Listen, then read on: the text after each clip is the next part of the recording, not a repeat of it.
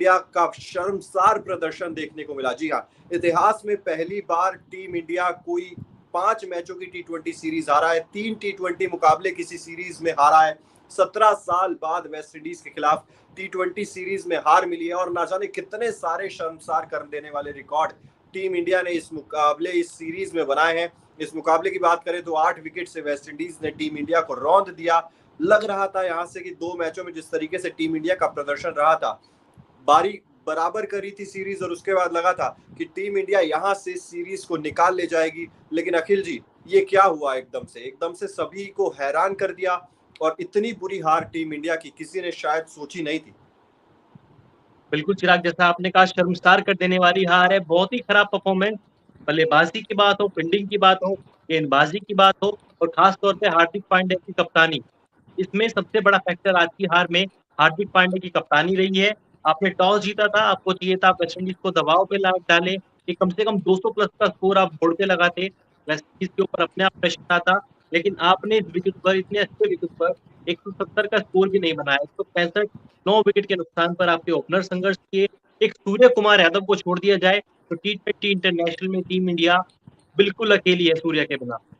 बिल्कुल, देखिए सूर्य कुमार ने 61 रन बनाए 45 गेंदों का सामना करते हुए। उसके अलावा किसी भी बल्लेबाज ने अच्छी बल्लेबाजी नहीं की। संजू सैमसन, जिनके लिए सीरीज एक ऐसा माना जा रहा था कि यहां से बहुत कुछ प्रूव करना है संजू सैमसन को, लेकिन कुछ प्रूव नहीं कर पाए।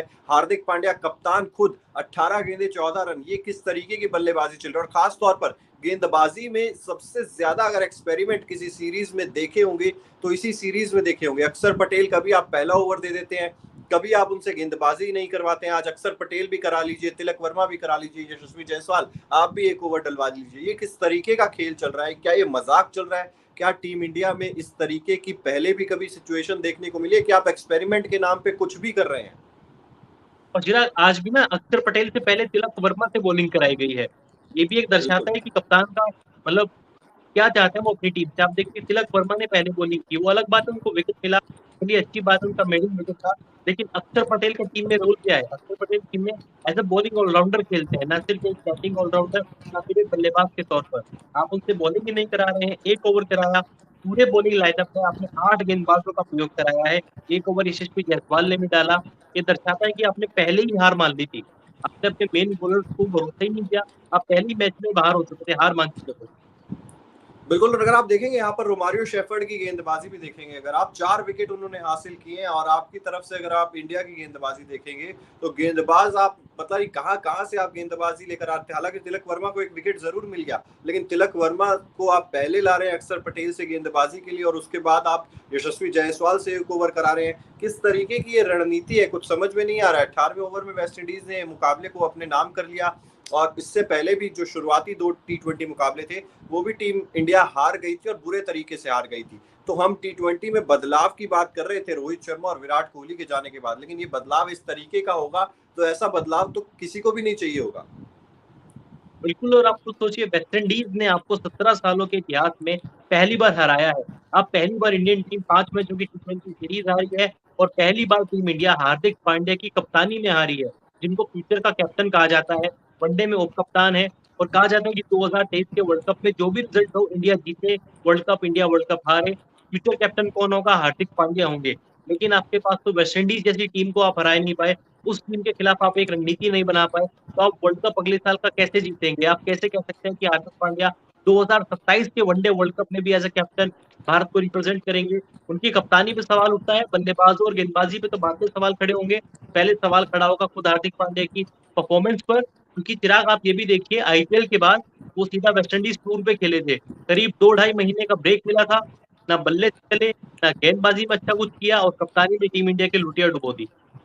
नहीं तो ये किस तरीके का, मतलब ये समझ में नहीं आ रहा है कि आप देखेंगे यहाँ पर आप एक्सपेरिमेंट करते हैं, आप बल्लेबाजी क्रम में बदलाव करते हैं, आप गेंदबाजों को किस तरीके से इस्तेमाल करते हैं। देखिए आकाश चोपड़ा भी ये ट्वीट कर चुके थे मैच खत्म होने से पहले कि ये किस तरीके की सोच है, ये सोच समझ में नहीं आ रही है। अगर आप देखेंगे ब्रेंडन किंग कितनी शानदार बल्लेबाजी करके गए हैं, अब आप देखिए निकोलस पूरन ने वहां से एक तरफ से मैच को पलट दिया बिल्कुल ही, शाय होप ने शानदार बल्लेबाजी की, और वेस्ट इंडीज ने इस मुकाबले को जीत लिया 8 विकेट से। तो ये किस तरीके का खेल था वो समझ में नहीं आ रहा है कि ये यहाँ पर क्या दर्शाना क्या चाह रहे हैं हार्दिक पांड्या यहाँ से, कि आप T20 में आप कप्तान फ्यूचर प्रेजेंट तो है ही, फ्यूचर की कप्तानी T20 वर्ल्ड कप ना जाने कितना कुछ टीम इंडिया को देखना है, और उसके बावजूद अगर हम इस तरीके से जाएंगे, और अब देखिए आयरलैंड सीरीज के खिलाफ आराम चाहिए, मतलब क्या किस चीज का आराम है? ये T20 मुकाबले खेलने की थकान है या प्रेशर की थकान है? क्या थकान है, समझ से परे है। थकान है भी या नहीं ये तो सोचिए ना। आप देखिए आईपीएल के बाद 2.5 महीने का ब्रेक था। ऐसा नहीं है कि आप आईपीएल के बाद तुरंत खेलने आ गए। आपने WTC फाइनल नहीं खेला, आप वेस्ट इंडीज के खिलाफ टेस्ट सीरीज का भी हिस्सा नहीं थे। आपको पूरे 2-2.5 महीने का ब्रेक मिला है। आपने फैमिली के साथ टाइम स्पेंड किया, आप वैकेशन पे गए, तरोताजा होकर आप टीम के साथ जुड़े।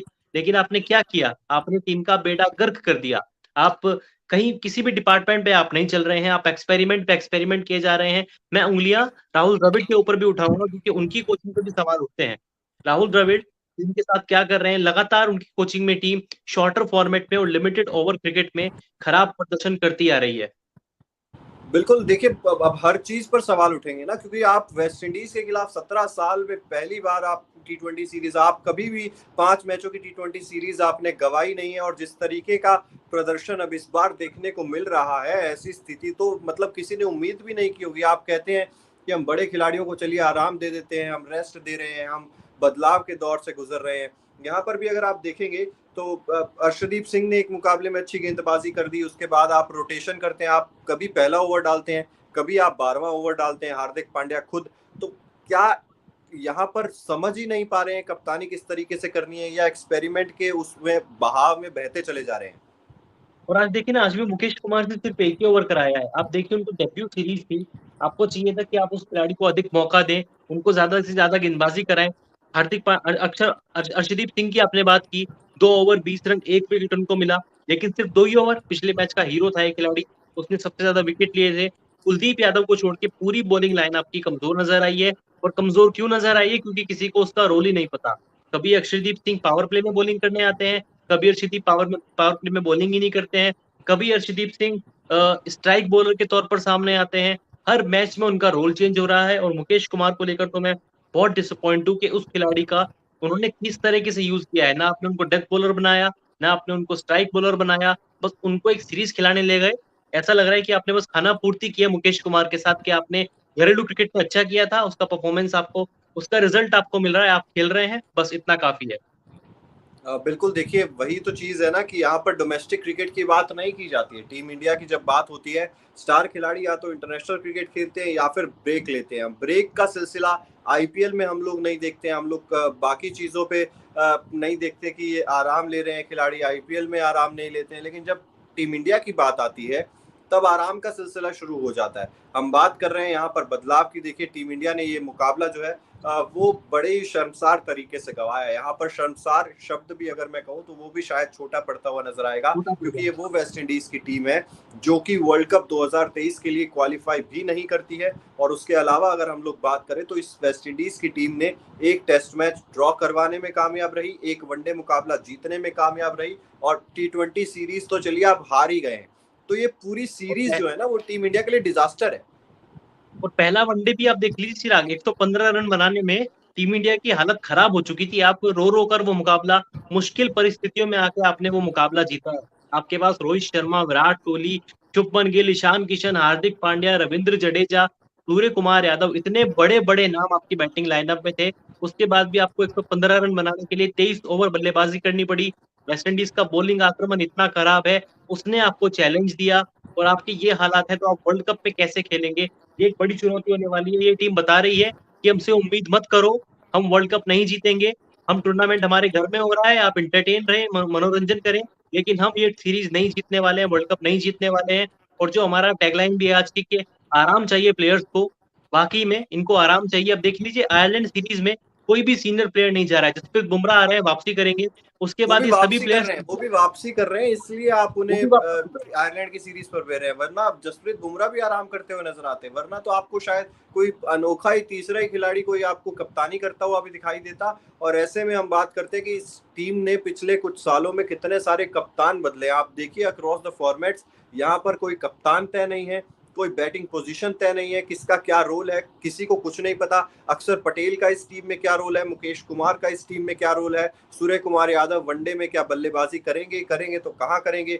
देखिए world cup Asia cup sir पे आया हुआ है और उसके बावजूद हम बात करते हैं कि टीम इंडिया के 15 सिलेक्ट नहीं है, टीम इंडिया के 11 सिलेक्ट नहीं है, जहां पर टीमें तो प्रैक्टिस तक करना शुरू कर चुकी हैं और अच्छा प्रदर्शन कर रही हैं जगह जगह पर। वहां पर हम इसी चीजों में शायद उलझे रह जाएंगे कि हम क्या करें और क्या ना करें, किसको खिलाएं किसको ना खिलाएं। ऑस्ट्रेलिया ने अपने 15 घोषित भी कर दिए हैं चिराग। ऑस्ट्रेलियन टीम पूरी तरीके से तैयार है, वो चाहते हैं कि वो वर्ल्ड कप एक बार फिर से जीते। केन विलियमसन जो कि आईपीएल में चोटिल हुए थे, माना जा रहा था कि वर्ल्ड कप नहीं खेलेंगे, उस चोटिल खिलाड़ी ने भी इंग्लैंड न्यूजीलैंड के साथ वर्ल्ड कप की तैयारियां शुरू कर दी हैं। वो भी वर्ल्ड कप खेलने के लिए बेताब है। शायद आज या कल में न्यूजीलैंड का स्क्वाड भी आ जाएगा, लेकिन टीम इंडिया अभी तक यही नहीं पता कर पाई है कि 15 कौन होंगे, स्टैंड बाई कौन होंगे, एशिया कप कौन खेलने जाएगा, आपका बैटिंग ऑर्डर क्या होगा। 2 बड़े टूर्नामेंट आपके सर पर खड़े हैं और टीम का बहुत ही खराब परफॉर्मेंस है। इसके लिए जिम्मेदार पूरी टीम है, कोचिंग स्टाफ भी जिम्मेदार है, राहुल द्रविड़ भी उसके जिम्मेदार हैं और हार्दिक पांड्या ने आप बहुत निराश किया है। रोहित शर्मा को भी मैं बोलूंगा कि वनडे सीरीज में इस तरह के एक्सपेरिमेंट उन्होंने किए, उसका खामियाजा टीम ने टी20 सीरीज में भी भुगता है। नहीं, एक चीज समझ में नहीं आ रही है अभी भी कि जो गेंदबाजी को लेकर हम लगातार चर्चा कर ही रहे हैं कि आपने आज मुकेश कुमार से भी इतनी गेंदबाजी नहीं करवाई, आप तिलक वर्मा और यशस्वी जायसवाल को गेंदबाजी करा के क्या करना चाह रहे थे। और अभी मैं हार्दिक पांड्या का एक स्टेटमेंट भी पढ़ रहा था, उसमें भी कोई अच्छी खासी बात बोली नहीं है उन्होंने। साफ तौर पर अभी भी यही कह रहे हैं कि एक्सपेरिमेंट का दौर है, हम सीख रहे हैं, हम बदलाव कर रहे हैं। अगर हार हार के ही सीखना है तो फिर तो पहले वाली टीम ही बढ़िया थी, फिर आप बदलाव और वो कहते हैं कि ट्रांजिशन फेज है, ये कैसा ट्रांजिशन फेज है। हाँ, आपको फिर तो चाहिए कि रोहित शर्मा और विराट कोहली वापस आ जाए, वो इस टीम के लिए खेले, वो कम से कम कुछ तो करते हैं, वो विकेट पे समय तो बिताते हैं, भले ही उनका रन बॉल